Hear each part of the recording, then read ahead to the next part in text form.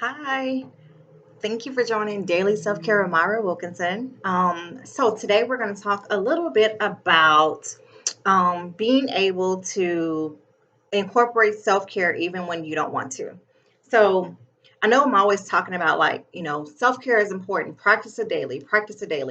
And I want to make sure that we are able to recognize that just because we're in a bad mood or we're not feeling good doesn't mean that self-care has to stop. We don't have to Self-care isn't this big monster that you have to tackle, right? My biggest thing is like self-care is not on your to-do list. It's not a task. It's something that should be a habit, something that you should wake up and think about every day. So what are some ways to just basically practice self-care? Drinking water, that's a tip. That's one of the self care tips. Drink more water, especially if you're one of those people who don't really like to drink water. Drinking water is like, hey, that's taking care of yourself. You are taking care of yourself, and that's pretty amazing too. Give yourself a compliment. That's pretty simple. Even when you don't want to, you give yourself a compliment, and it's you affirming who you are as a person. Compliments are free; they don't cost anything, and when you're talking to yourself, it's positive self talk. So, one compliment from yourself can change a whole lot of stuff, or it can make a big difference, especially if you're having a bad day. One of my other favorite things is putting on lotion. I like putting on lotion because sometimes we forget about our skin and we forget to take care of our body. So putting on lotion is like pouring back into yourself again. Some other self care tips are besides affirmations. I love affirmations. Let me give you a list of affirmations in case you don't have any. Um, I'm confident. I am strong. I am intelligent. I'm beautiful. I am successful. I am helpful. I am loyal. I am committed. I am brave. I am lovable. I deserve happiness. I deserve kindness. I deserve compassion. I deserve respect. I'm valued. I can go on and on and on about those things. So, picking one of those affirmations, just see how it changed your life. When you think of like, I am worthy of love, what does that mean? Like when you really sit down with yourself and tell yourself, I am worthy of love, what message are you sending to others? And basically, first, what message are you sending to yourself? When you know that you're worthy of love, it's like, okay, there are a lot of things that you won't tolerate anymore. There are a lot of things that you yourself are like, okay, now why did I start doing this in the first place? Is this helping me? Is this helping me grow as a person?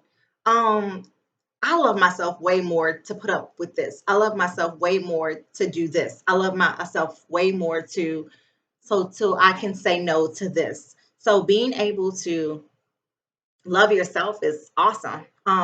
Know your worth and value. I'm valuable. This affirmation helps out in the workplace. When you're ready to ask for that raise and you're like, mm, are they going to give me that raise? Or they're not going to give me that raise? Like you're contemplating on whether or not you should even ask for the raise, right? And then you're like, wait, what is my value? What's my worth?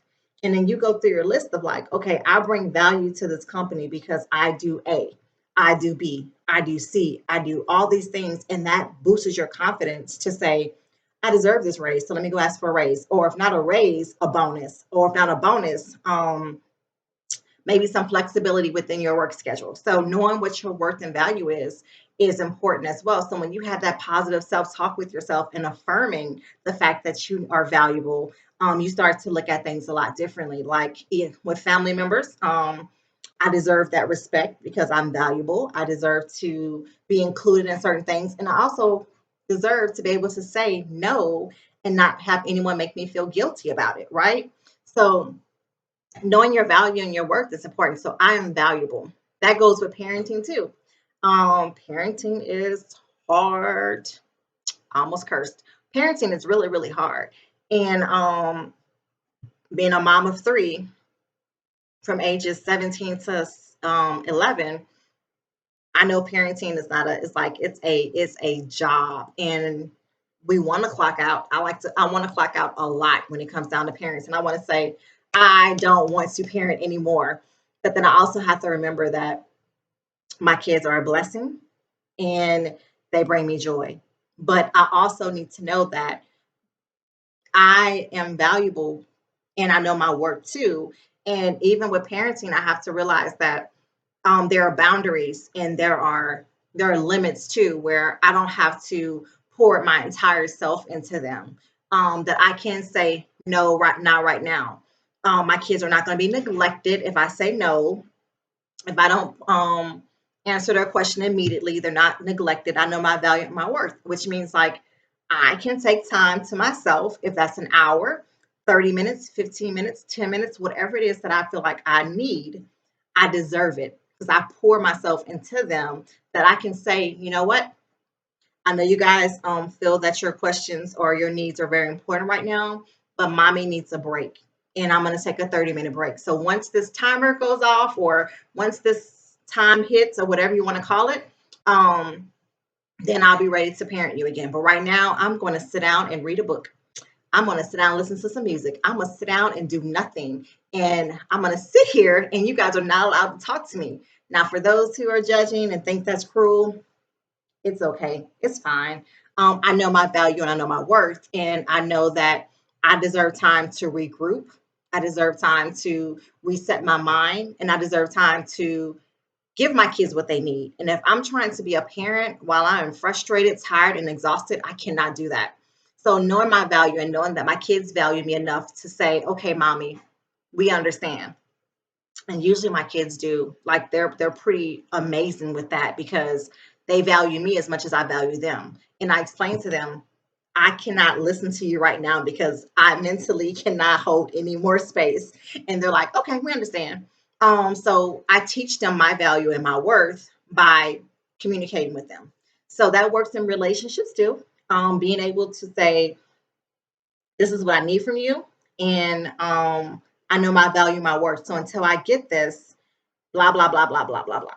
Or I need this because blah, blah, blah, blah, blah. Can you provide these things? So knowing your value and worth. I'm not saying being a drama queen. I'm not saying I'm not saying setting ultimatums. I'm saying talking about your value and worth and sticking to it. That affirmation works in every area of your life. Um, I am compassionate.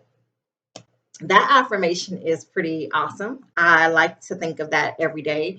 It reminds me why I became a therapist, because I am compassionate. Um, when things are not going well, or if I feel like if I'm thinking about judgmental things, I need to think of my compassion. I am compassionate, and it helps me look at things in a different light. So if someone is doing something that's a little funky and not really okay, the fact that I am compassionate, I get to look at it from a different perspective, right? I get to say, well, maybe they did this because of this, and that. And then the other piece is where it leads me to like, is that really my business? So I send positive energy their way, and then I mind my own business for the most part. But having that compassion allows me to, oh man, be so patient with myself. It allows me to be gracious with myself. I give myself a lot of grace because of that compassion. When I don't complete projects, or when I can't complete projects, that's the biggest thing, when I can't, because sometimes my body doesn't want to do what I wanted to do. I am, I think, 4 weeks post-op right now from my surgery, and there are things that I want to do. There are things that I need to do. Probably don't need to do them, but in my mind, I need to get these things done, right? And I start to think negative thoughts about myself, like, girl, you're lazy. Mm, you probably should have got this done earlier. You probably should have got the bed and all these. I mean, I can go deep into like the hole, right? The negative hole. And in reality, I need to be compassionate with myself and say, you just had some major surgery done. And your body doesn't want that. Like, if you want to recover properly and not have like negative side effects from the surgery, you need to be patient with yourself. You need to allow yourself some grace, and you need to extend that compassion to yourself. And it reminds me of my the tattoo I got. My tattoo is basically your compassion should extend to you. Like if you're not compassionate with yourself, then how can you be compassionate with others? So I love that I'm learning. I'm learning to be compassionate with myself. I'm learning how to be graceful with myself and allow that grace for me because I need it. Like, how can I expect others to be grace, like give me that grace and be compassionate if I'm not practicing myself? So I am compassionate. I am graceful and I am patient and I'm kind. And those affirmations right there are the affirmations that I like to like just remind myself daily because I forget I forget that I'm patient.